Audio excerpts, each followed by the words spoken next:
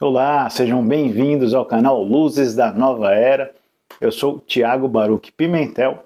Para quem não me conhece ainda, eu sou comunicador da rádio Vibe Mundial 95.7 FM aqui de São Paulo. Eu também sou professor de radiestesia e radiônica na Consciência Cósmica. Consciência Cósmica é uma escola com mais de 30 anos de tradição em ensinos esotéricos.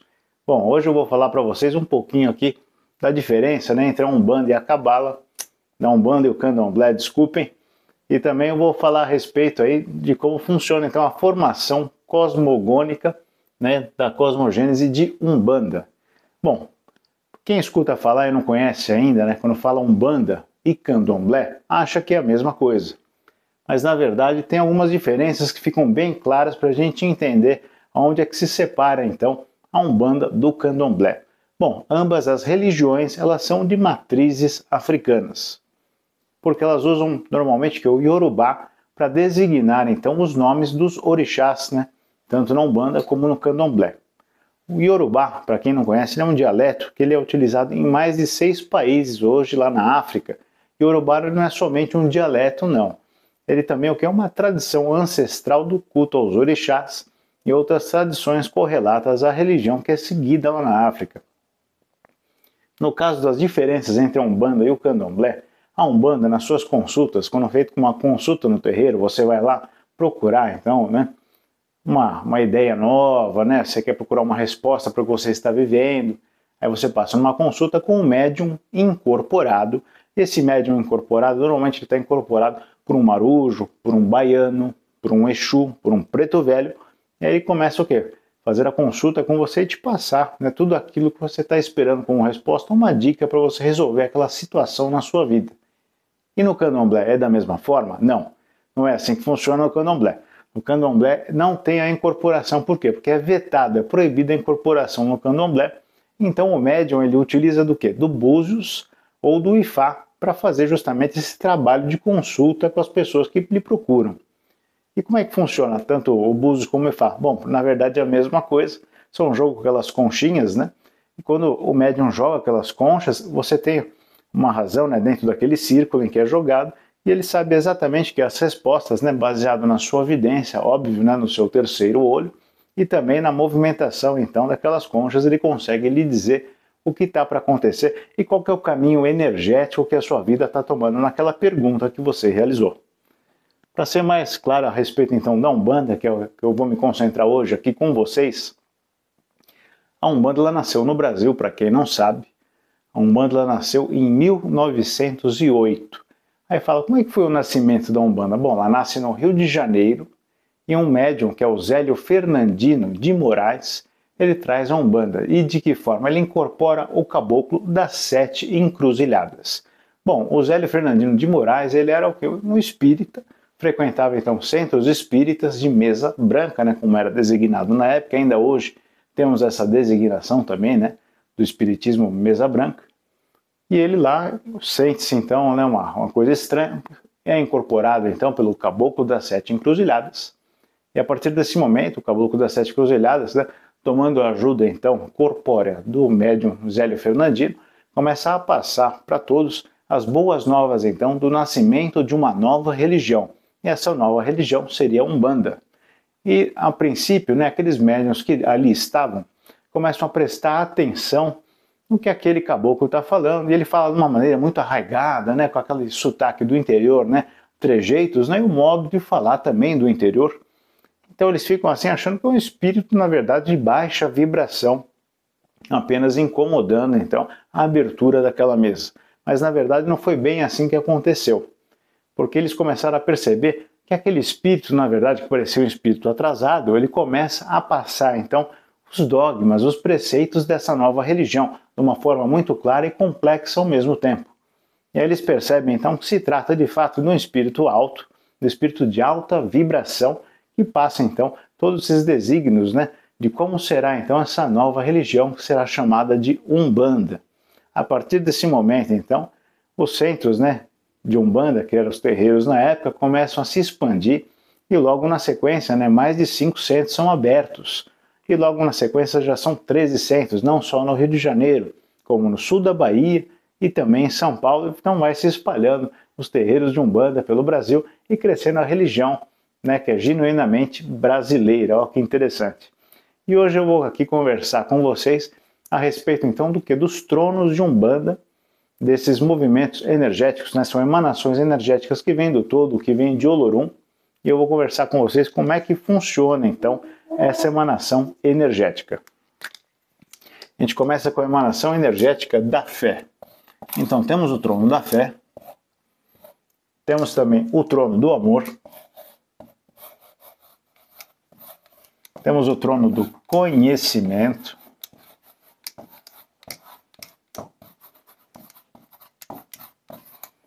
temos o trono da justiça,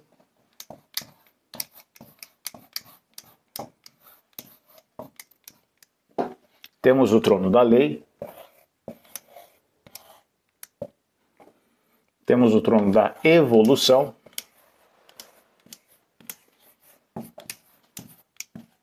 e temos o trono da geração.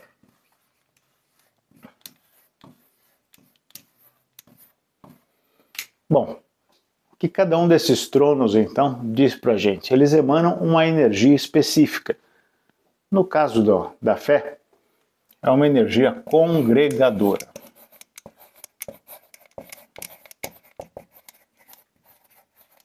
No caso do amor, é uma energia agregadora.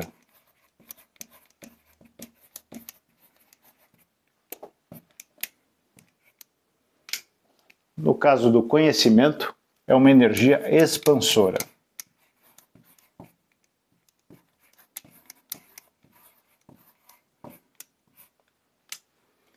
Bom, e no caso da justiça, nós temos uma energia equilibradora.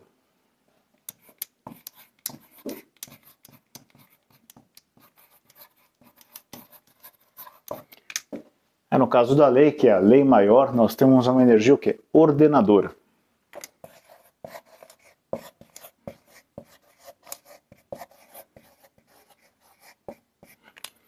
No caso da evolução, temos energia evolutiva.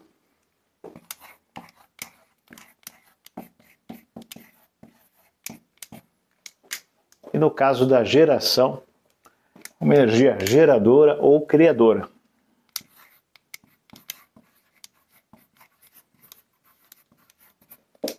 Bom, nós falamos assim então de cada sentimento manifestado então por esses tronos, tronos específicos então da fé, do amor, do conhecimento, da justiça, da lei, da evolução, da geração. E o que traz então todos esses tronos? É regido por um orixá, cada um desses tronos. O trono da fé é regido por Oxalá, o trono do amor é regido por Oxum, o trono do conhecimento é regido por Oxóssi, o trono da justiça é regido pelo Pai Xangô, o trono da lei, que é a lei maior, regido por Ogum, o trono da evolução, regido por Ubaluaê, e o trono da geração é regido por Iemanjá. Então, cada um desses tronos, ele tem uma emanação energética, e essas emanações energéticas, então, da fé, do amor, do conhecimento, todas elas nós falamos aqui, então, congregadora, agregadora, expansora, equilibradora, ordenadora, evolutiva e geradora. Todas essas energias, se bem trabalhadas, né? Porque nós temos dentro da gente, então, essas 7 energias, né? Vamos pensar, para a gente fazer uma correlação interessante, vamos pensar nos nossos 7 chakras.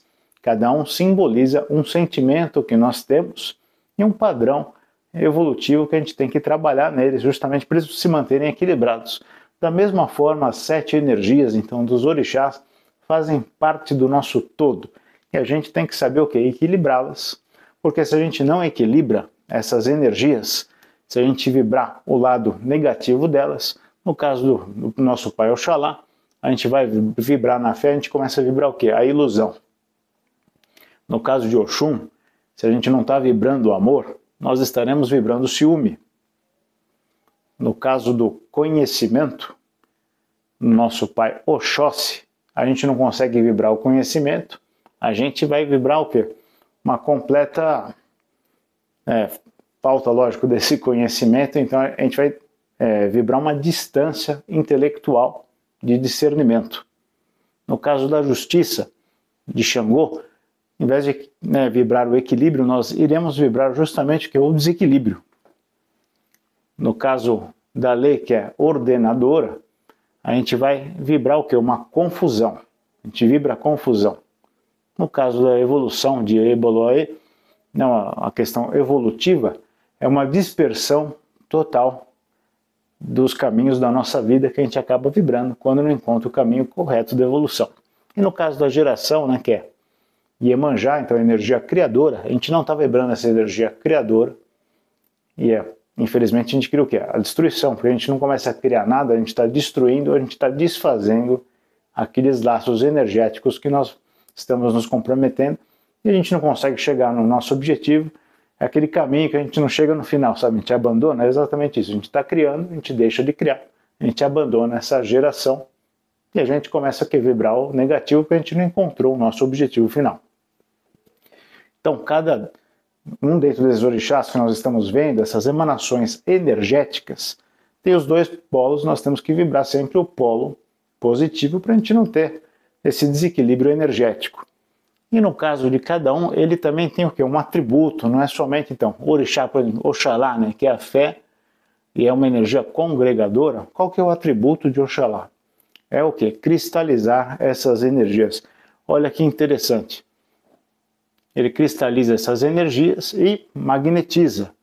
Por exemplo, Oxum é a mesma coisa. Ela agrega, ela também magnetiza essas energias.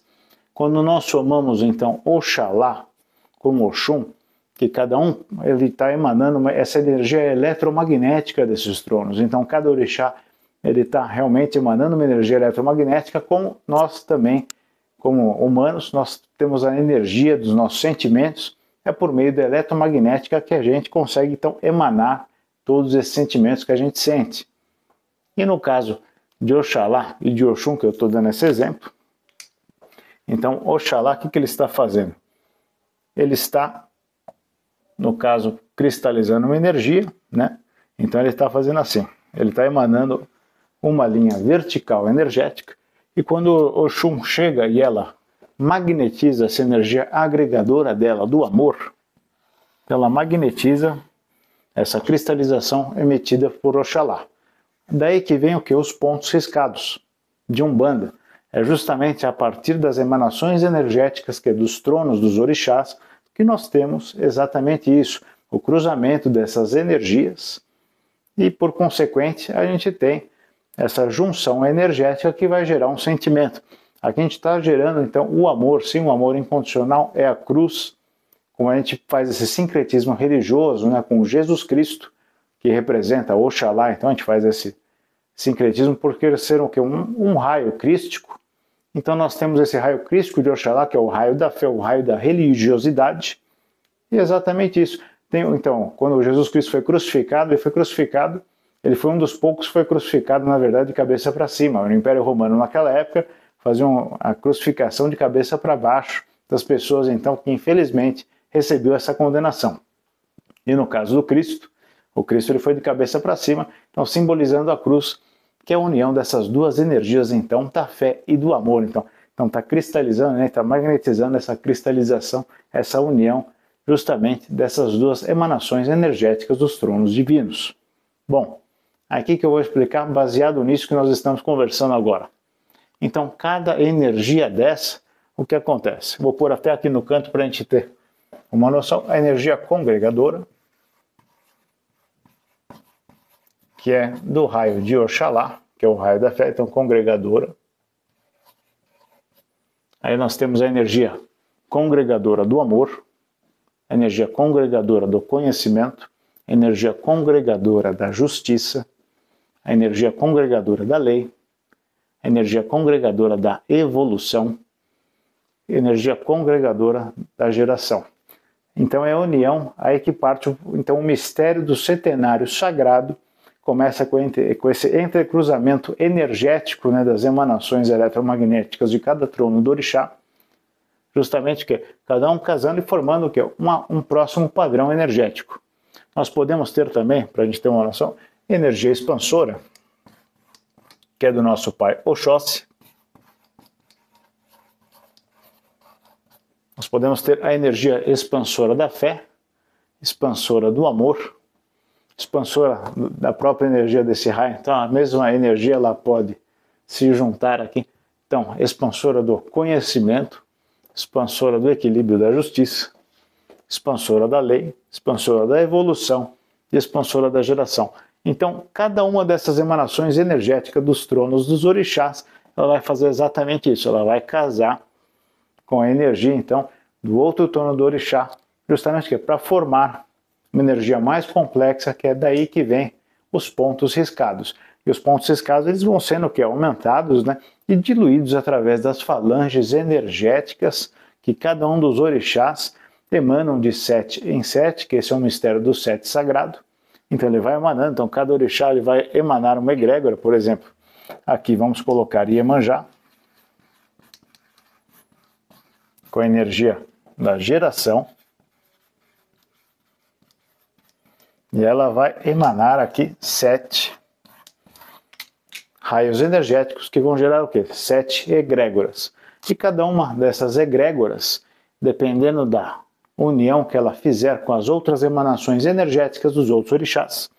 Então ela vai fazer aqui, em cada uma ela vai ter então um orixá a mais aqui. E ela vai ter mais 7, porque ela se correlaciona com ela mesma e com a energia dos outros 7. E assim, a gente vai fazer o quê? Os 7 vezes 7 que vão dar 49. Vão ser 49 portais no total. Olha que interessante. Então, as energias correlacionadas, e cada uma dessas energias que vai formar uma egrégora, vai formar o quê? Uma falange de trabalhadores espirituais. Aí eu falo para você que não conhece ainda o que é uma falange. Por exemplo, quando eu dei um exemplo até no vídeo passado, bem interessante, a respeito das falanges de Exus. Eu usei de exemplo o Exu, Lorde da Morte. O Exu, Lorde da Morte, ele vem o quê? No raio de Omulu. Omulu é o quê? É o polo contrário que a Iemanjá. Aí você fala, por que ele é o polo contrário? Eu já expliquei isso, vou explicar novamente, que é bem interessante. Iemanjá é geradora. Omulu é transmutador. Então é a outra polaridade aqui de Iemanjá. Como cada orixá aqui também tem sua polaridade. Oxalá tem Logunã, Oxum tem Oxumaré. Então, cada orixá ele tem a sua polaridade contrária. E nesse caso aqui também temos. Como eu dei esse exemplo, Omulu também vai abrir em 7 raios energéticos. Ele vai fazer essa troca setenária também, chegando em 49 portais. E cada uma dessas egrégoras formadas vai abrigar uma falange espiritual. Uma dessas falanges, por exemplo, de Exu aqui, é justamente os Exus, o que? Lorde da Morte.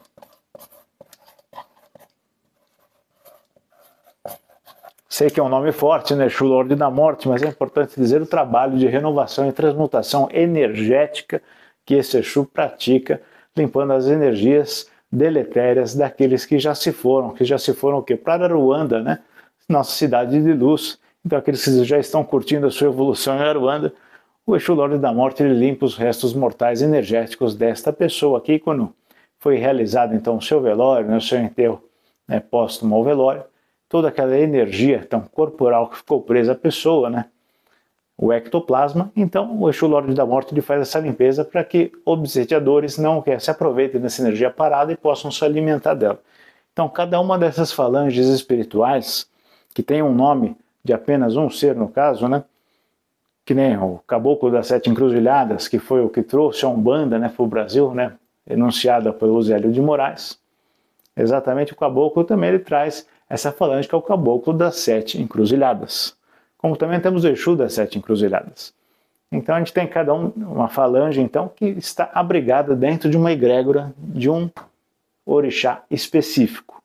Então são muitas ramificações energéticas, muitos trabalhadores espirituais na Umbanda, e aqui a gente vai entendendo a emanação energética de cada um desses orixás e a forma como é trabalhada essa inter-relação que eles trocam, formando novas energias para que nós aqui, dentro dos terreiros, né, e não necessariamente só dentro dos terreiros, nós possamos trabalhar, então, ativando esses pontos riscados e fazendo o quê? A limpeza de trabalhos energéticos de baixa vibração, proteção dos irmãos. Isso é sempre muito interessante, porque a pessoa que está dentro do terreiro ela vai aprendendo como funciona, né? Desde os pontos riscados e as ativações com as velas também, usando o que é a magia das velas, a magia do fogo sagrado. Tudo isso é ensinado dentro da Umbanda. E nos nossos próximos vídeos aí eu vou falar a respeito então, de todos esses assuntos, que eu estou dando uma pincelada rápida aqui para vocês agora. Mas a gente já falou hoje então das emanações energéticas, de como elas funcionam, como elas se completam, né, uma com a outra, formando então o mistério do centenário sagrado das emanações energéticas dos orixás. Peço para você deixar o seu like, se inscreve no canal, deixe o seu comentário que eu respondo se tiver alguma dúvida aí que ficou a respeito então das emanações dos orixás. Eu respondo depois que você deixar o seu comentário. E até o próximo vídeo, pessoal. Meu nome é Thiago Baruch e eu vou ficando por aqui.